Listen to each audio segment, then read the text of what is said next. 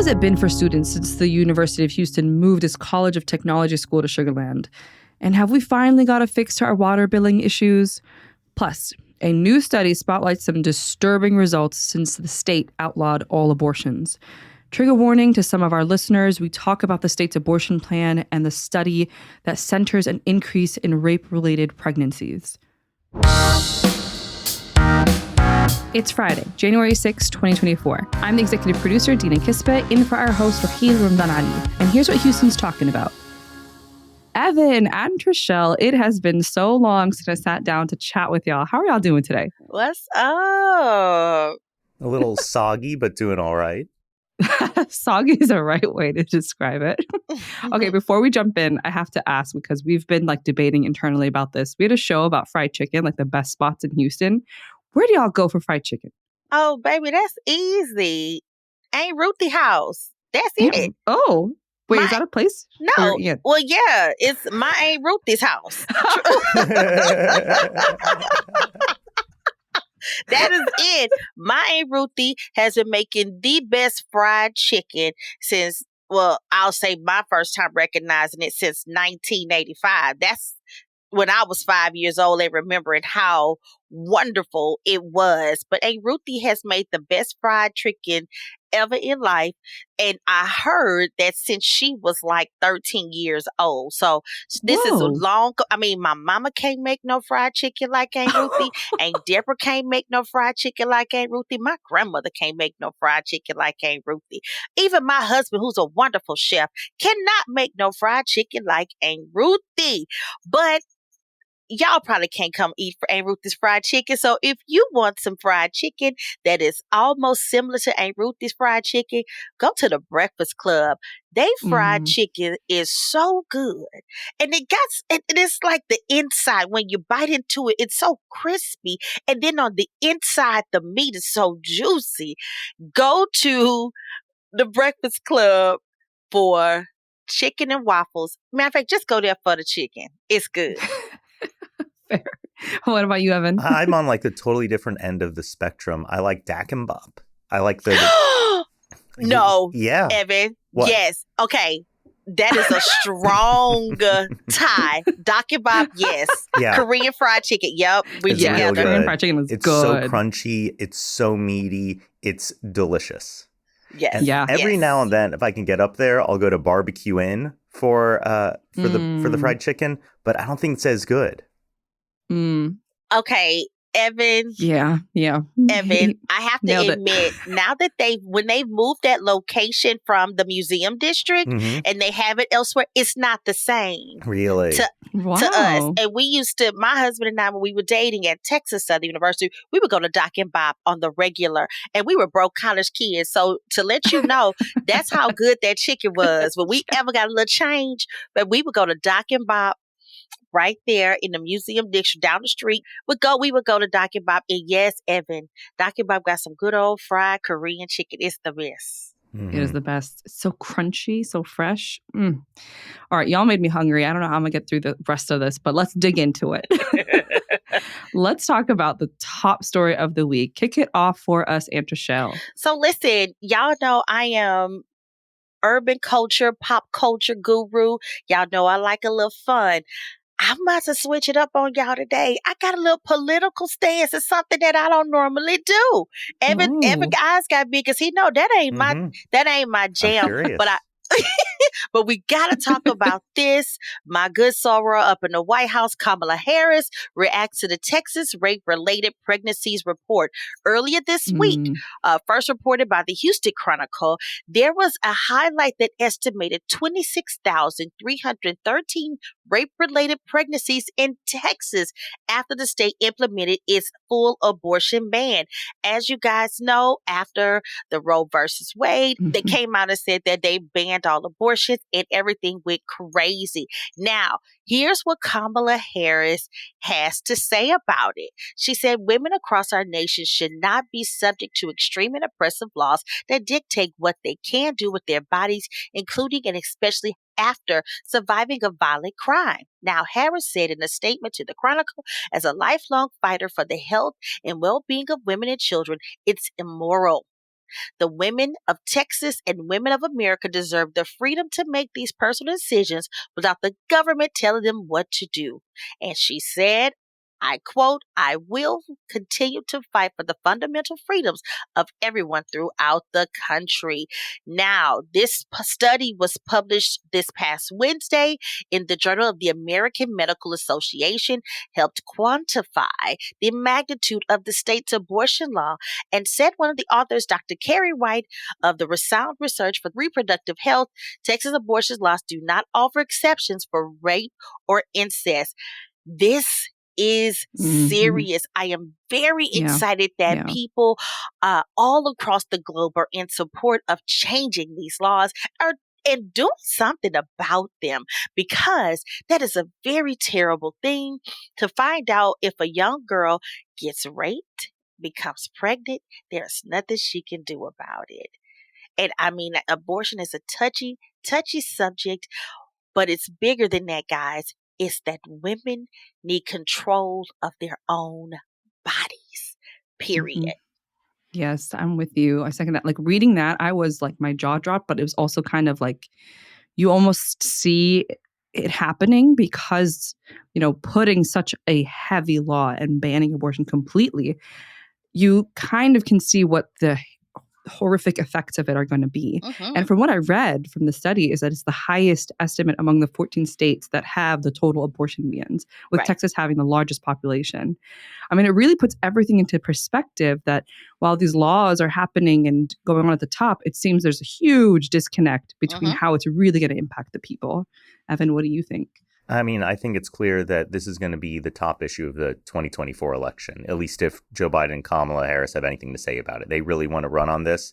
They think it's something that puts voters in their camp and gets them excited and really puts Republicans on their heels. And also, it's a critical issue, their rights. We're seeing the consequences of these bills that have been passed without any consideration for what it actually means for people who live in Texas. Yeah.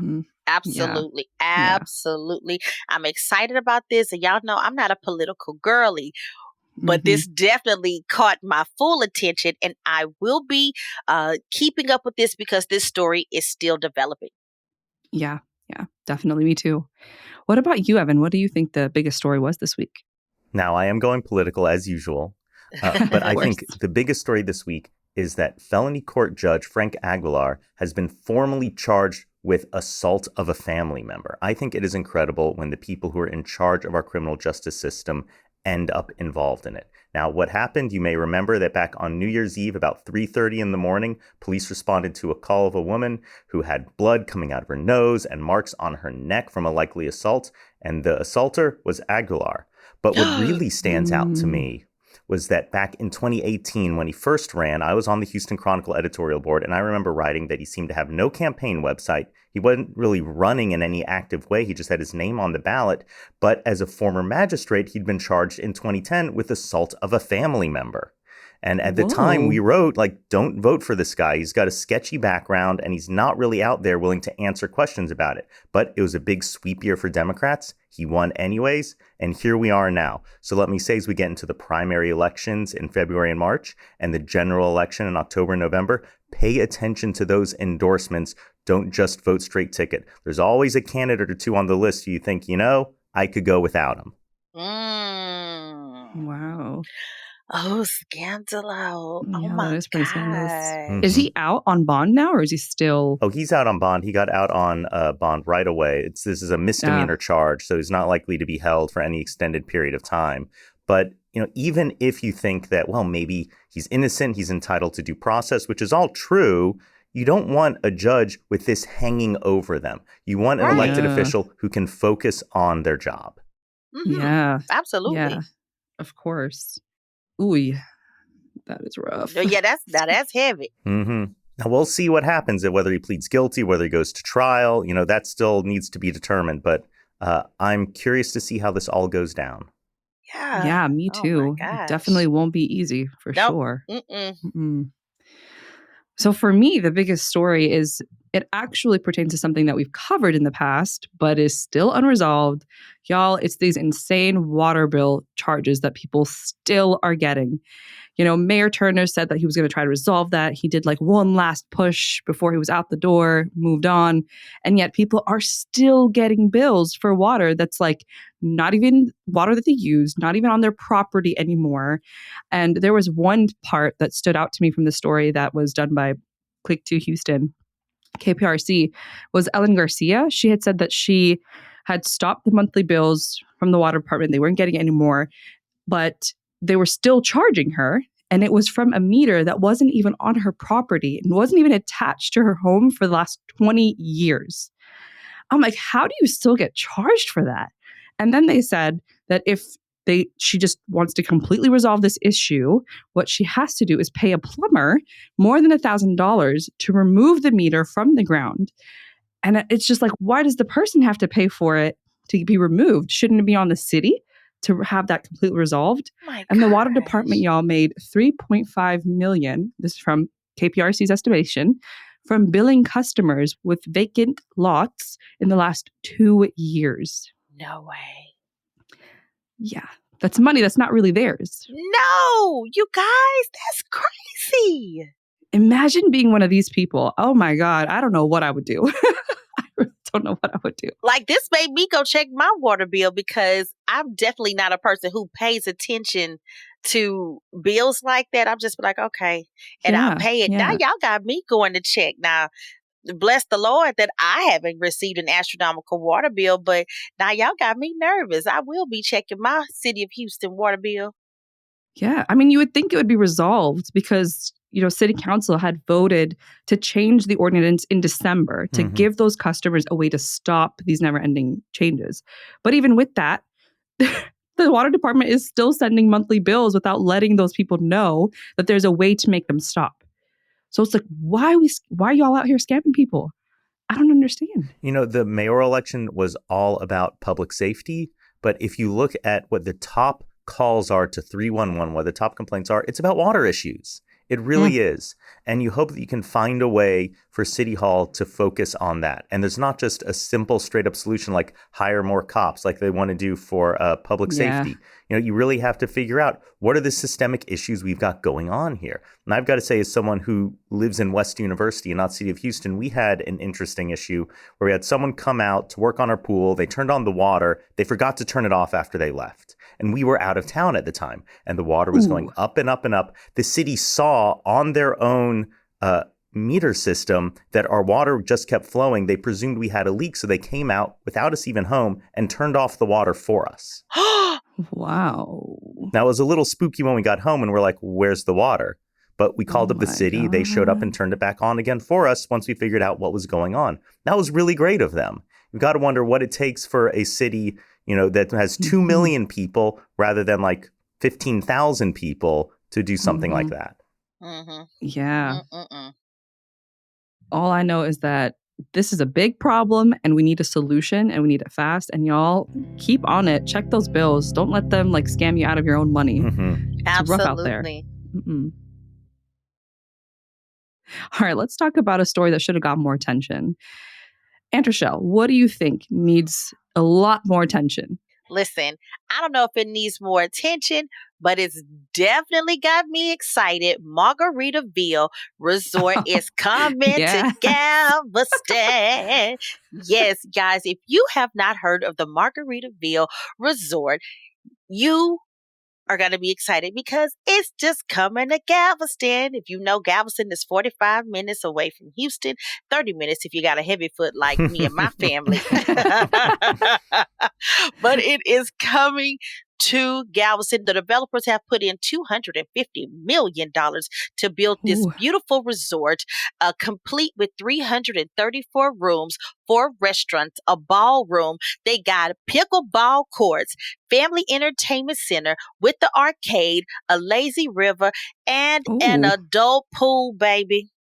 Not only that, it's going to be East Beach, Galveston. Now, if y'all know, my only begotten son, Antrechelle Nova, was born in Galveston, and we have his birthday there every year, returning him back to the island. And we stay on East Beach.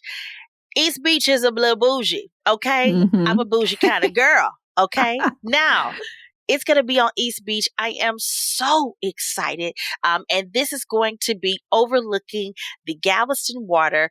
It's going to be serene. I'm so excited about it. Now, if you also know that there is a Margaritaville location in Lake Conroe that opened up in 2020. Now, it's a little smaller, it has 303 suites with a 32 lakefront cottages, right? Margaritaville, Galveston's got to be much bigger. And I'm so excited about this.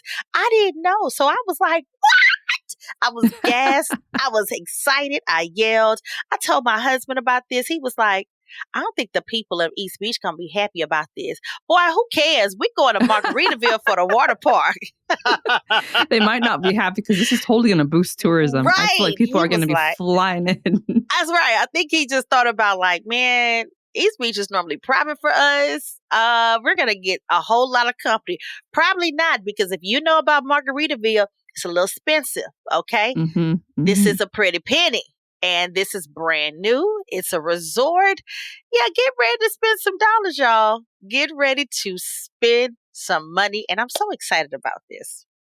This is really cool. I love the Margaritaville up on Lake Conroe, and I'm really excited to have one even closer. But sometimes I feel like it could be even campier. It could lean into the Jimmy Buffett theme even more than it already does. Like, turn it up to 11. Let's see what we can get. I agree. Let's just make it all kind of ridiculousness, right? Let's really play it up. Let's, get into the lyrics. Let's go. Let's just not have the name. Let's really do it. Oh, I'm excited. I'm really excited.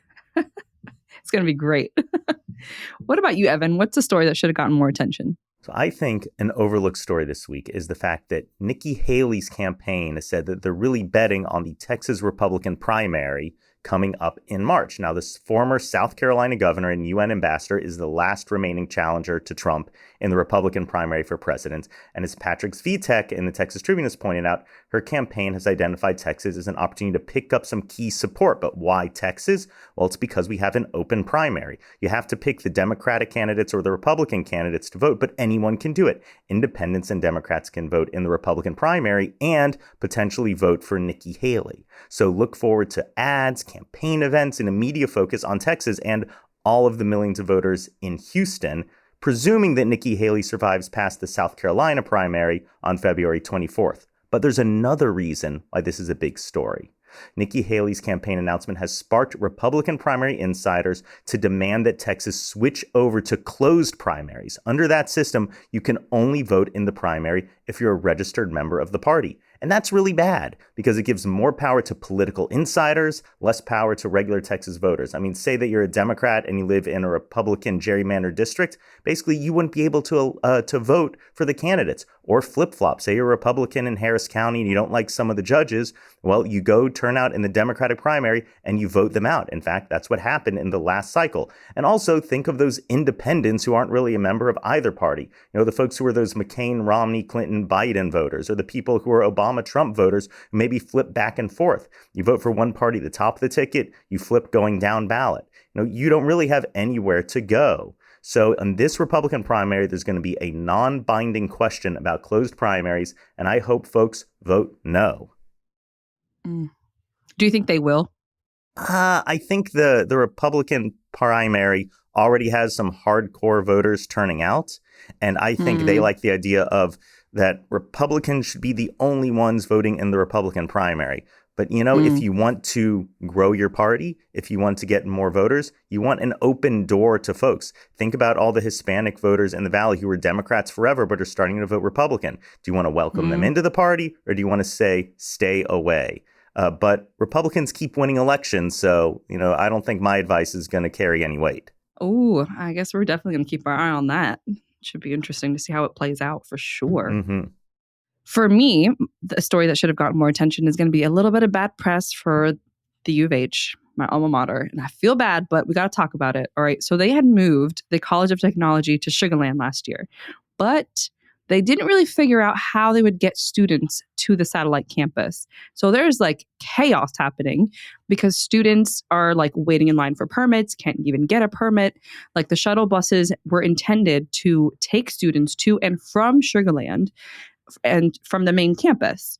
Now it's like riddled with so many issues. They can't get the permits to the buses, long wait lists for the permits, buses not running frequently enough, and nearly empty buses that were supposed to be sold out closed to students who couldn't even get a pass. No. That is a big problem. How are you going to move a campus to the Yeah. other side of the city and not have transportation figured out before you do that? You guys, this is when I started thinking about who made this decision.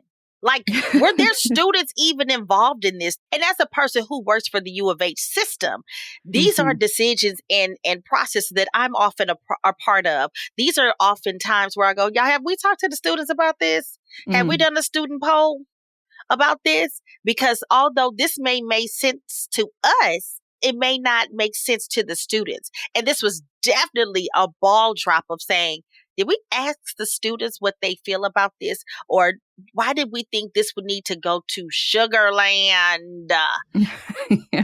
Come on. Like, I get they're trying to expand their campus that's out in Sugarland, but it's like you have to really factor in the transportation aspect because it's not easy to get around in Houston.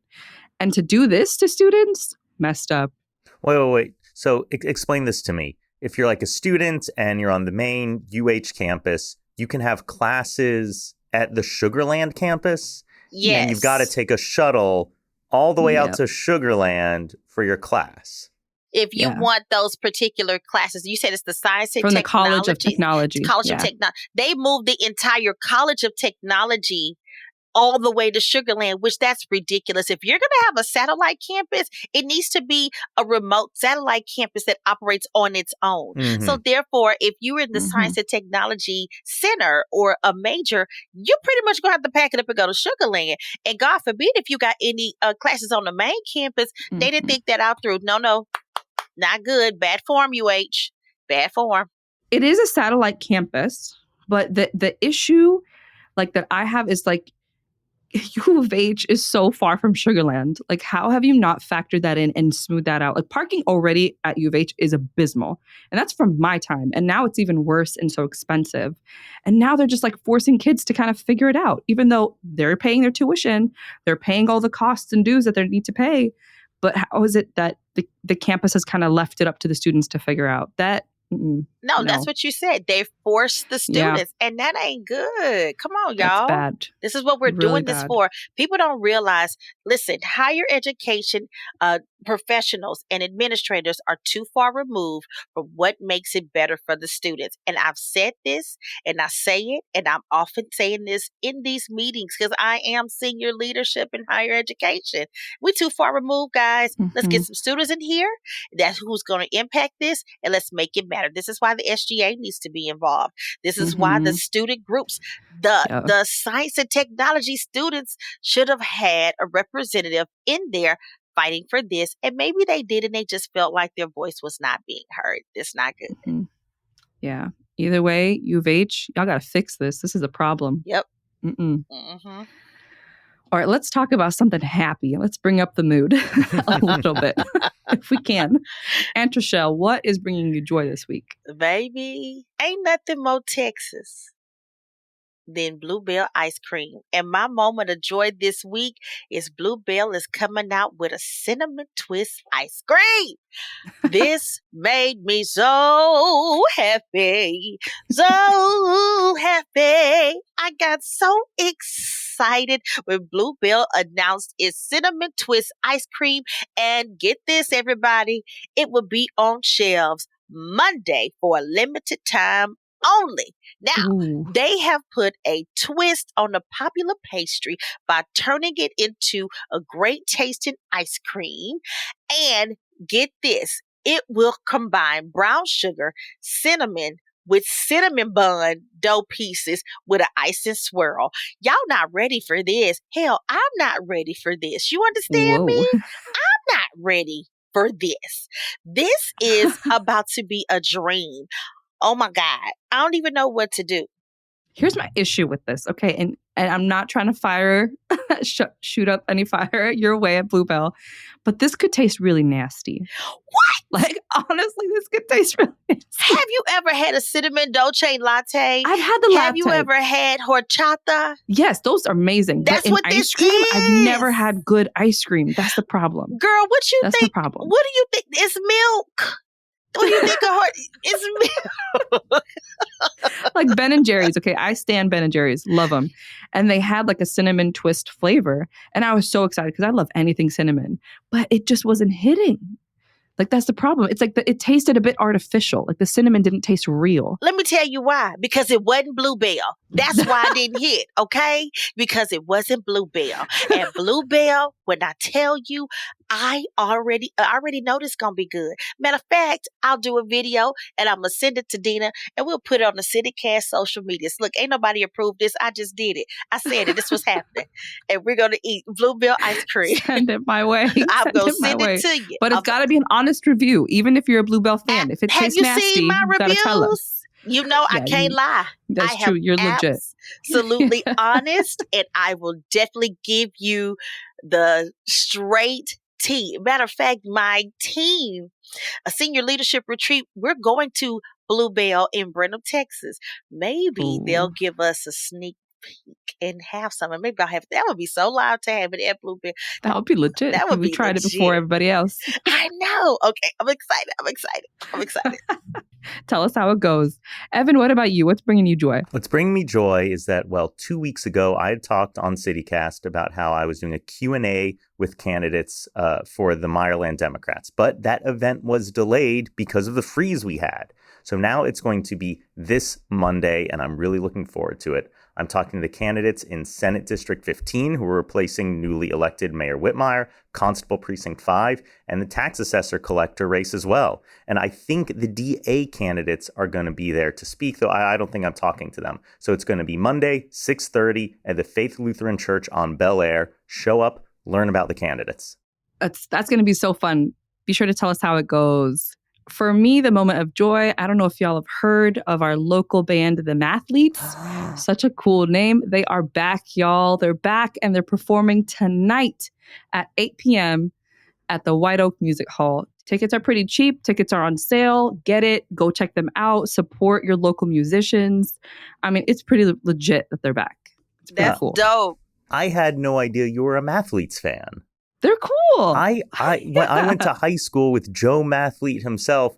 And when I was like a moody teen and like a disgruntled college student, all I listened to was the Mathletes. It like speaks to your life at that age, honestly. It really does. And so I listened to that and like it brings me back to that period of time. So I will be there. I am super excited. Yes, it's going to be so cool, honestly. I hope everyone gets their tickets and goes. Because also, we got to support our local Houston-based indie rock bands, y'all. Absolutely. I really wish that the Mathletes would partner up with Admission Impossible, which is a local band full of admissions administrators. That would be a great mashup. That'd be so cool. That would be Also, I love these names. Mathletes and Admission Impossible. That's so cool. All right, y'all. This has been so much fun. Thank y'all for coming on and doing it with me this week and getting the news out there. We will look forward to hearing about your ice cream endeavor, Antrechelle. It's happening. And Evan, your talk with all the candidates. Can't wait. Talk to y'all later. Bye. See y'all next time. That was Evan Mintz and Antrechelle Nova. You can find all the stories that we talked about linked in our show notes. That's it this week on CityCast Houston, y'all. Our host is Raheel Ramzan Ali. Our producers are Carleon Jones and A.K.L. Mutman. Our newsletter editor is Brooke Lewis, and I'm Dina Kesbeh, the executive producer. Music is by the band All the Kimonos. Till you hear from us with a fresh new show coming out Monday, take a moment to read a feature about CityCast in the Neiman Lab. I will link that in our show notes. Bye!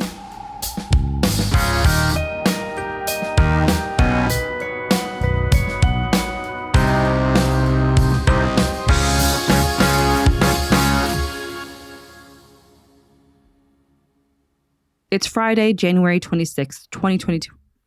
2022. Where the heck am I?